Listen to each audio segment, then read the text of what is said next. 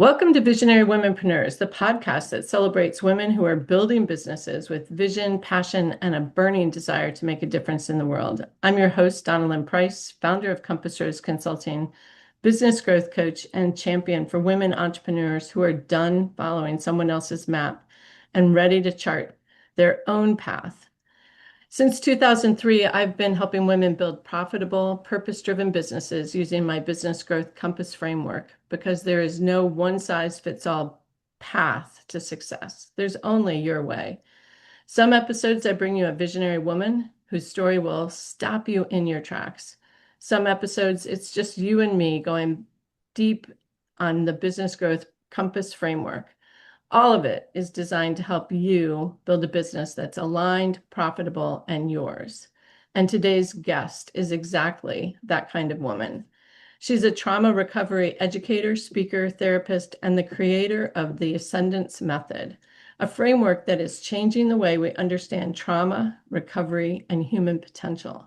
Her work starts with a radical idea that the patterns holding you back aren't signs that you're broken, they're adaptations. Survival strategies developed earlier in life that are still running the show long after they've outlived their purpose. She calls one of the most common ones fake resilience. And if you're a high-achieving woman who still feels exhausted, stuck, or like you're holding everything together by sheer willpower, you're going to want to hear this interview. Drawing on over 2 decades of experience and a unique systems thinking background, she makes complex trauma concepts practical, relatable, and most importantly, actionable. She is the host of the podcast Way Out of Childhood Trauma, author of the upcoming book Purposeful Parenting, Applying the Ascendance Method to family life. And she believes deeply that one healed adult can change generations. I'm so excited to welcome Barb Varcl Smith to Visionary Womenpreneurs. Welcome, Barb. Thank you. Thank you for having me. I'm glad to be here. That's great. So you say that trauma is not an excuse, it's an explanation. And that's a powerful distinction. So why does that framing matter so much? And does it change everything for the people that you're working with?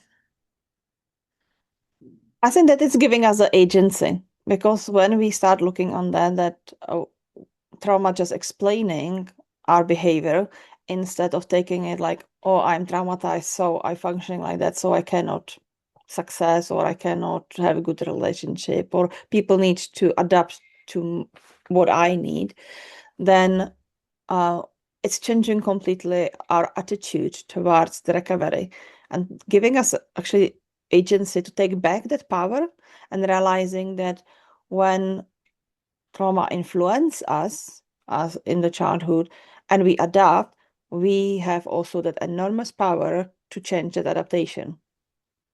Wow. And do you find that, like, sometimes I think people don't even recognize that there is trauma, that Yeah. that it's not, like things happen and you're supposed to like move on, and it's not even acknowledged that what happened was trauma. Yeah. And that, I think that it's very important to change this narrative about that trauma is not what happened. Trauma is how we reacted to it. Yeah. mm, So you have broken leg, you get the cast and it's healed up and it's fine because we'll take care of it.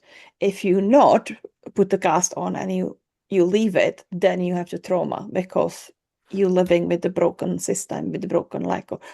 So trauma is not what happened to us, and that's the distinction, that it's how we reacted to it. And as the children, when we are in a situation that our needs are not fulfilled, when we are left to be alone or we are afraid, and children are actually much more afraid than we realizing, that's causing that trauma adaptations and what I calling the survival mode, that we switch on this permanent trying to survive. But sometimes we're doing in that way that we just put that power of the will on and we keep going. But under that, we are like the ducks on the stream, Under that, it's running on the high power to try to hold it all together.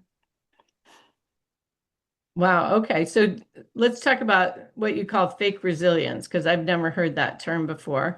Um, and maybe a lot of the women listening to the podcast are living in that without really knowing it. So, what is it, and how do you recognize it in yourself um, when achievement and productivity and success all feel like strengths? Yeah, I start to call it the fake resilience exactly because when we are authentically resilient, from what we're doing, we are actually energized. When we're doing and working from our inner strengths, from being grounded, being ourselves, then we're choosing things we want to do. We know why we're doing them, even if it's can be an unpleasant task. We know where it's fitting to, our goals and our plans. And we go into the bed, we sleep nicely, we wake up in the morning, we are energized. If we're running on that fake resilience, we are exhausted, anxious, overthinking. Usually it's the not sleeping in the night soundly, it's kind of first sign of it, but it's could be that we not really happy because we numb our feelings. So we are achieving maybe, but we are not happy, we are not joyful because we don't want to be angry, which we would be, we don't want to be afraid, which we would be, which is natural. So we just numb it all. So we feel numb, we feel like something missing in the life, and we just keep going, but not getting really feeling of satisfaction, struggle to relax. And usually people realize that they're living in the fake resilience in the moment when it's cracked down, and they end up in the burnout, they end up in the broke relationships, they end up in that it's all fall apart and they just don't know what to do, or it's their body start lining up. The women, a lot of will start getting different pains. You get the worst PMDD, for example, or you get the joint pains, headaches, and it's just gonna start to be unattainable. And those who faking it long enough very well, they can get to these physical panic attacks that when they just like, wow, I have feeling that I have the heart attack. And I don't know where it actually came from because I am that strong woman, which I can deal with everything. But it's just that cup start to overflowing and it's just not sustainable. It makes me think of the phrase that we're all like told, like fake it till you make it. And Yeah, that's that's maybe not the healthiest way to go about it. yeah. I tried that. It's not working. It's not working. And I see it with people I work with because that faking it, that trying to hold it all together actually requiring enormous amount of energy, which we consume inside. And we can see it on the things which are now start to be very prevalent, like diving to the watching the Netflix or dramas, or because it's just a desire to switch off for a moment and actually escape, or you see, escape responsibility, escape that need that I should do this, I should do this, that long to-do list and task list, and all these roles as women we playing, which because we are never only businesswomen, is it? We are wives, partners, mothers, daughters, friends, volunteering somewhere maybe, or doing something for some organization. So, and then home, even we are like finance officer and CEO and and cleaner and janitor, and Yep. we we running it like system, is it? So um in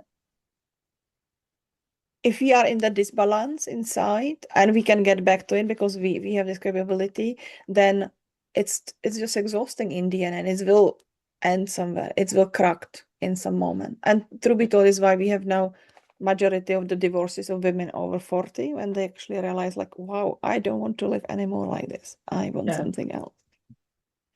Yeah, I say that we're jugglers, and it's one of our superpowers in many ways, and that we have all those different roles or hats that we wear and we manage them, but figuring out how to do it in a healthy way.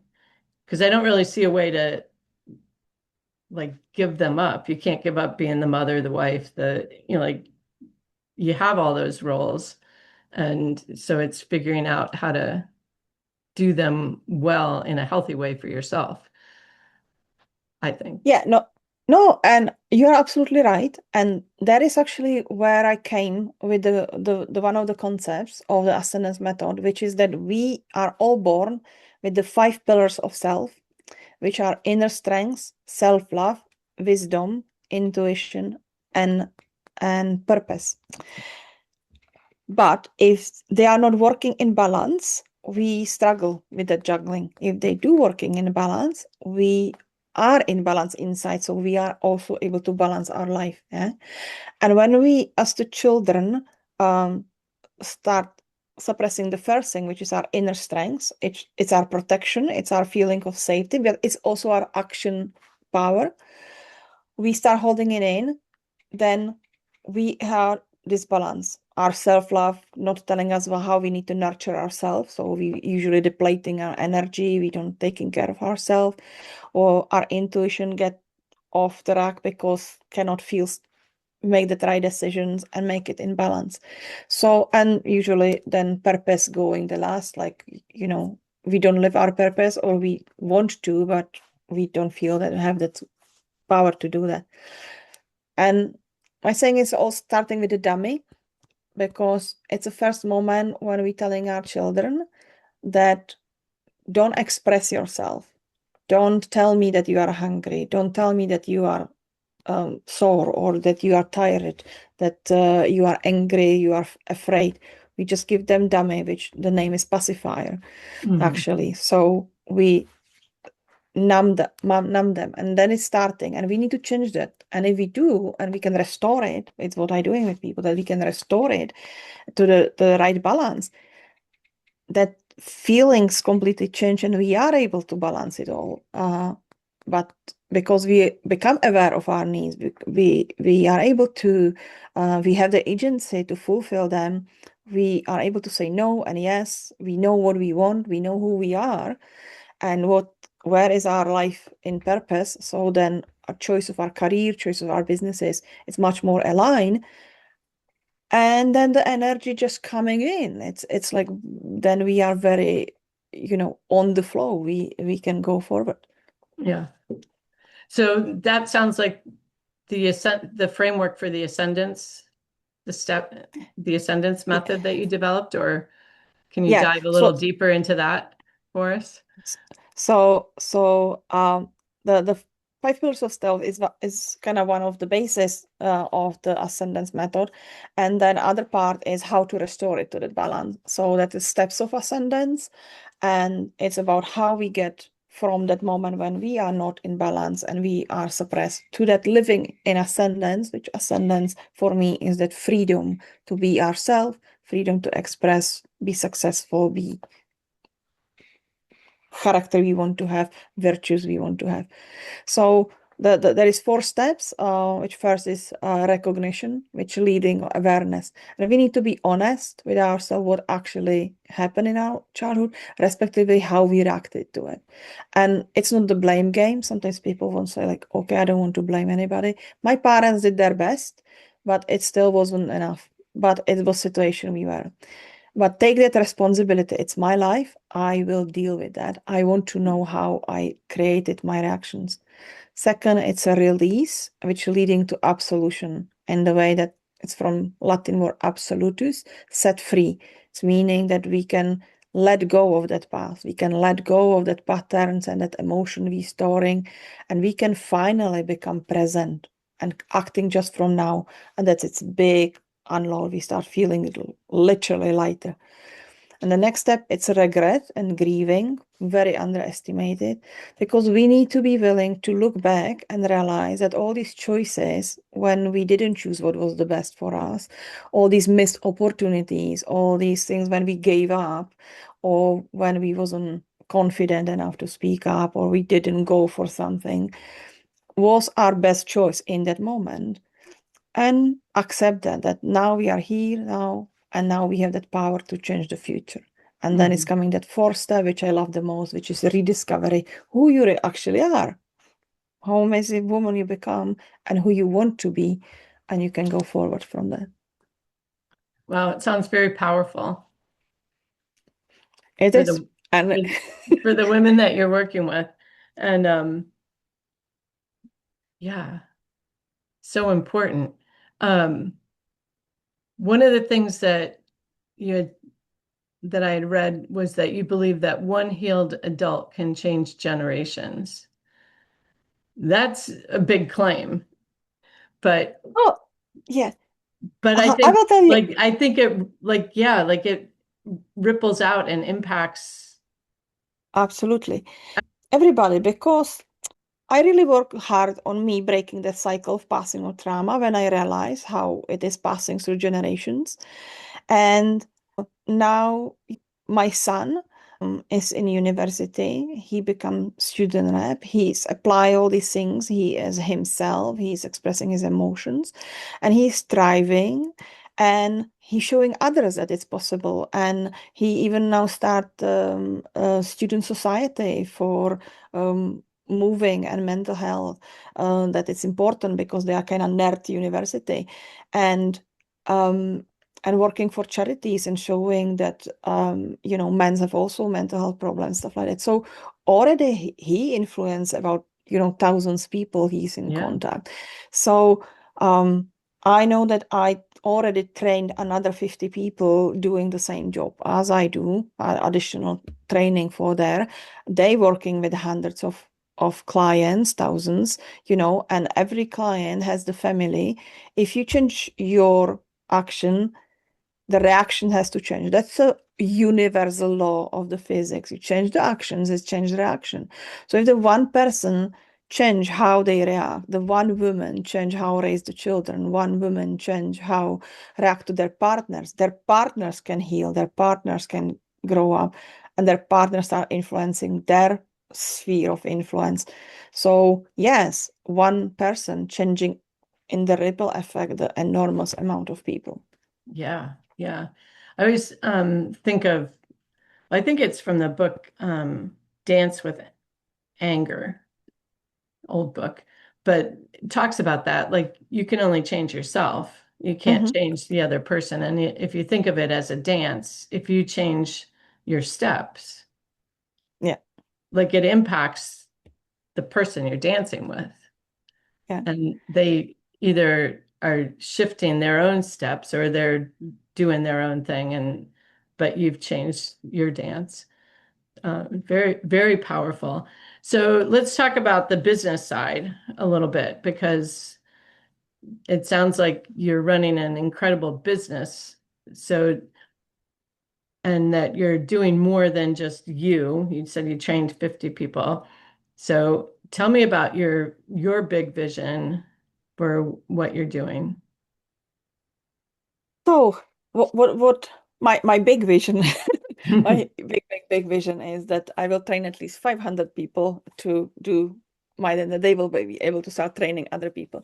So what I'm doing that I working with people one to one and helping people change, which can be men and women or young adults, and helping them help. And that's a ripple effect. Some I see it, they coming back, how it's changed their families, how it's changed their work environment and stuff like that.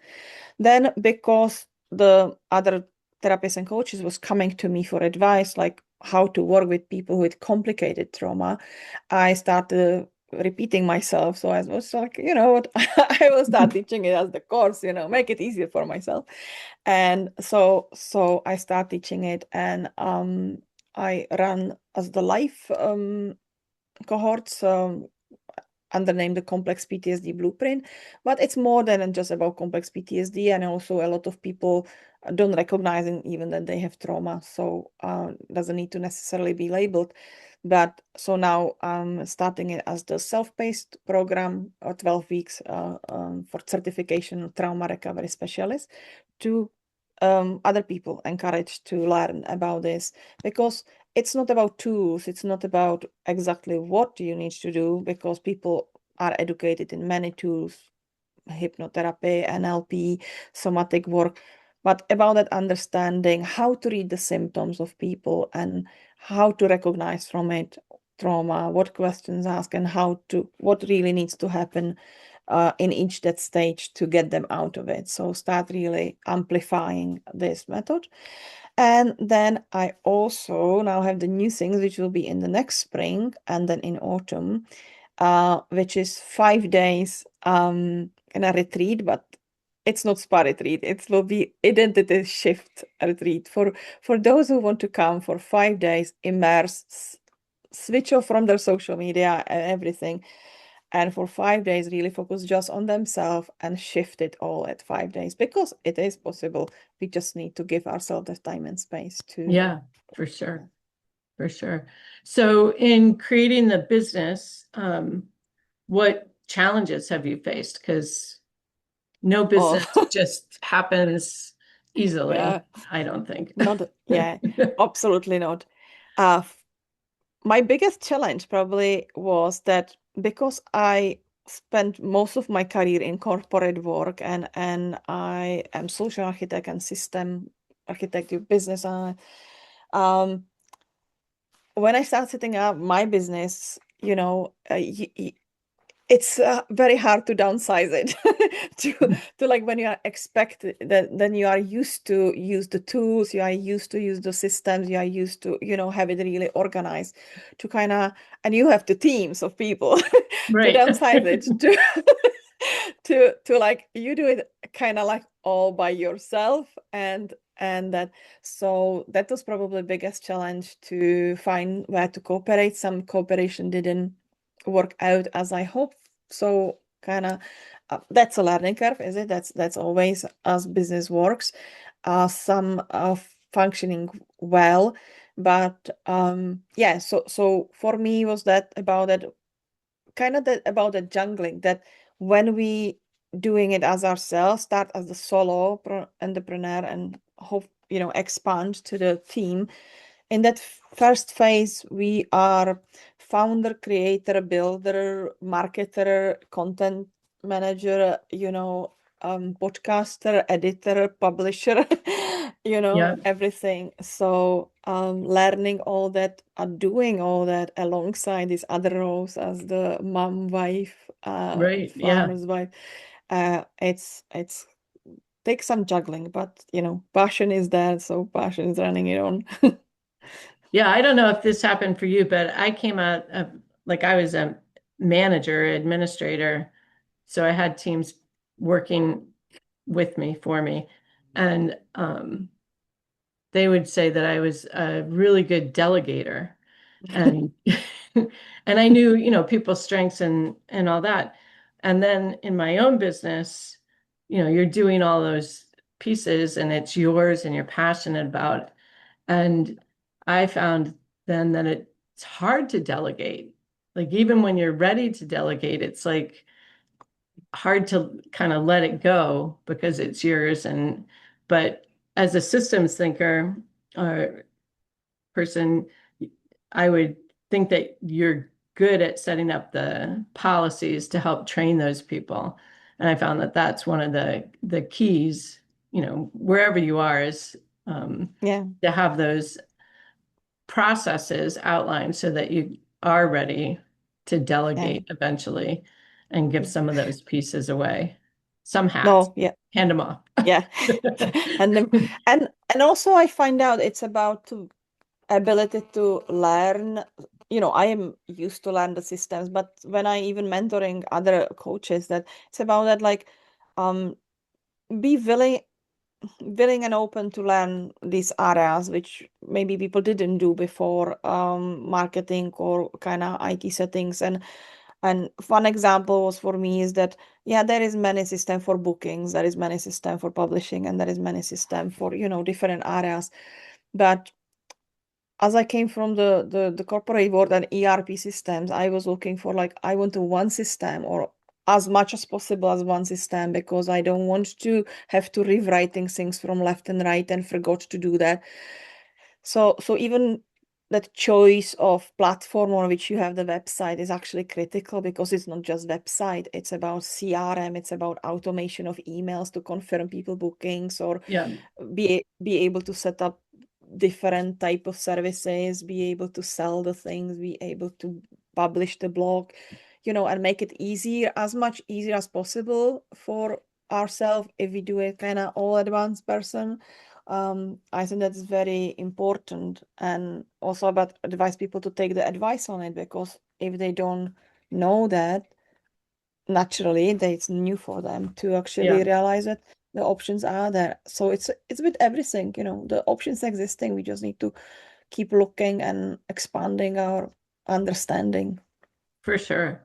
Yeah, we need to understand the different options that are out there and make the choice that's right for our business. Part of what I work with women on is that, yeah, like there's all these solutions and they work. All of them work for somebody, but it doesn't mean that it's the right solution for your business. And that's part of the question that we have to ask before we give them the credit card. Is Yeah, this yeah. the right one for Yeah. me? Because changing is hard once you've set something up, and websites or those kinds of Mm. systems can be hard to move.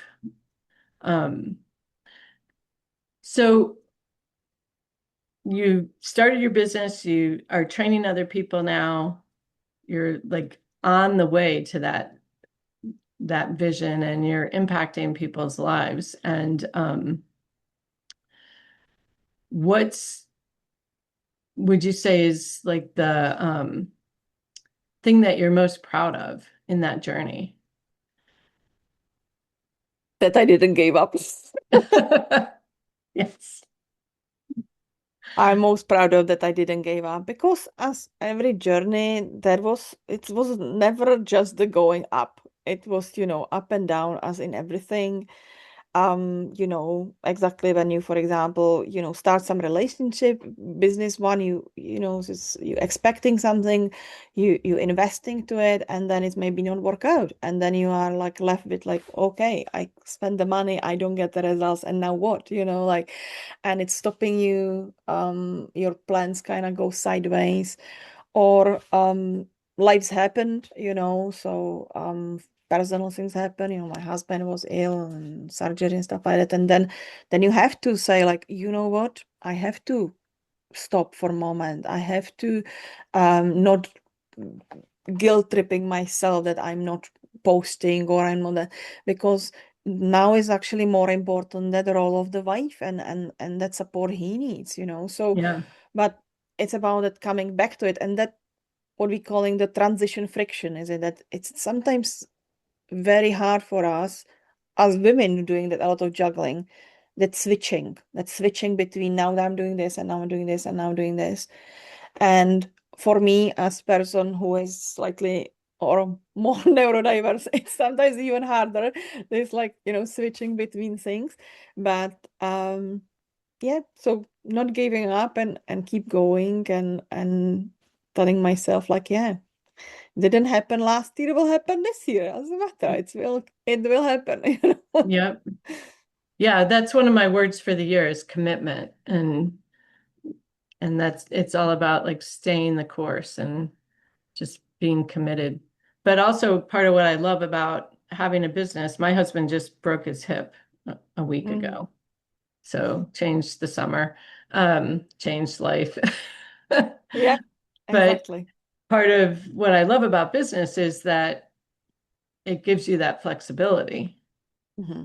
If you design it in a way that, you can have some things that are automated or working while you're caring for somebody, and that's part of the beauty of being a business owner and building a business that supports your life and your lifestyle and gives you that flexibility to step into your other roles when you need to. So, No, absolutely, absolutely. And I think that actually, when we look on our history, it's how the women actually operated previously. Is it like have some kind of side job, was kind of like, my grandma was sewing the wedding dresses for other side job alongside family. It wasn't taking that is her job, but in the end, I think that she spent more time on that than other things. But so yeah, I think that flexibility is for us important, to be able to to do that, but that's actually a freedom of that. And I appreciate that, and I hope that it's will be just more of it. So yeah, it's very important. For sure. So I really appreciate this conversation. I love the work that you're doing. It's so important. What is the best way for people to be in touch with you? Now, probably easiest is my website, which is the your-steps.co.uk, or they can find me on the Facebook as the Barb Varcl Smith, and get in touch, or look on what I'm doing. Yeah, so on the website, it's easiest. Great. Yeah, we're going to have those links in the show notes, and people can get in touch with Barb if they're interested in learning more about the steps of ascension or her programs, or the work she's doing with people individually. And such important work. So if today's conversation stirred something in you, that quiet recognition, that feeling in your gut that says, this is me, I want you to follow that and go find Barb at yoursteps.co.uk. Link in the show notes. And if you're a woman entrepreneur who has been hustling hard, doing all the right things, and still feeling like something is off, I want you to grab my free business growth and profits field guide, because sometimes what looks like a business problem is actually an alignment problem. And this guide will help you find exactly where the gap is. You can grab it at compassersconsulting.com/field-guide. Also link in the show notes. Until next time, keep building your vision, keep making your impact, and remember, your compass is already pointing. Take care.